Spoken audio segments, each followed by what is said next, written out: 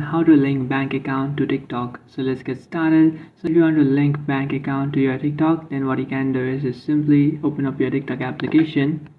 And after opening up your TikTok application, now you just have to tap on profile, which is on the bottom right. After tapping on your profile, now you just have to tap on the three dot icon, which is on the top right, then tap on settings and privacy. After tapping on your settings and privacy, just tap on balance. After tapping on balance, now you can check your TikTok account's balance. Now if you want to withdraw that balance, then what you have to do is just simply tap on live review. So after tapping on live review, now you can just easily withdraw it. So now if you want to link your bank account, then what you can do is just simply tap on withdraw. And after tapping on withdraw, now in the top of your screen you will find payment method option. So just tap on that, and after tapping on that you can easily change your payment method to PayPal, or you can change it to your bank. So just simply select the bank that you want to change to, but before changing your bank you have to just simply select your country or region. So just do that and then select your bank account, and you can withdraw your amount in your following bank account that you want.